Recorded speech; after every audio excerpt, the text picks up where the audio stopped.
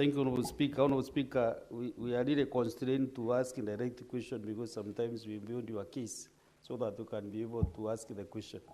Honorable Speaker, because we have really struggled in this country in the Ministry of Education. Since I joined Parliament in 2013, we have only one chair of Education Committee, Member of Parliament for Tinderet, Mary. For now, almost 15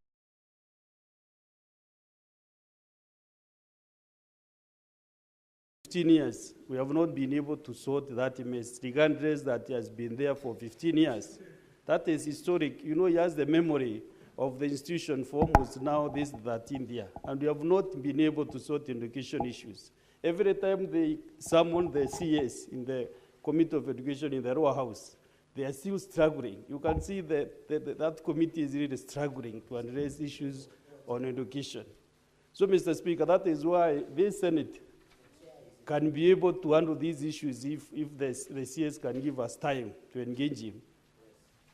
The Committee on Education and other leaders like us can be able to do a lot for the Ministry of Education. So, Mr. Speaker, like now, for example, we are going to the close of the CDF in June 30th this year. And still, CDF has been supporting schools, including the Raka where Senator Mofaya comes from. And they have not been able to manage the infrastructure of those schools. So I'm asking the CS, now after the CDF goes, what strategy, CS, do you have to do infrastructure in those schools? Because now CDF has been supporting you, and CDF is going.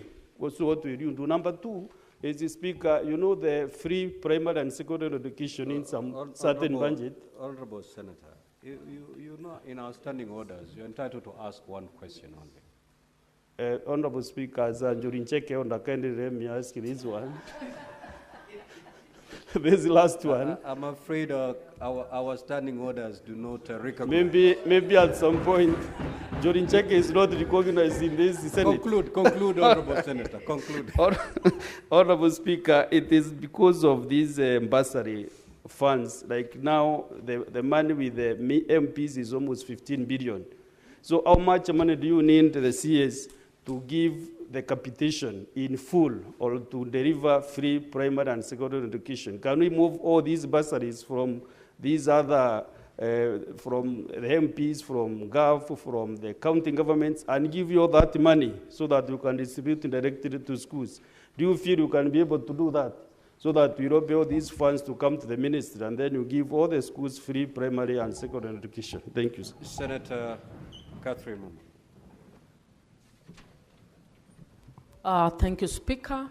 Honorable CS, my question takes into account the fact that bulk of the education function is with the national government.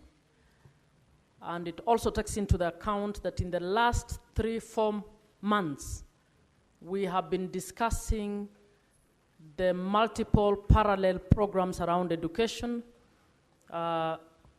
by CDF, by yourselves, by the President, by philanthropists, Wing to Fly, by governors, by others.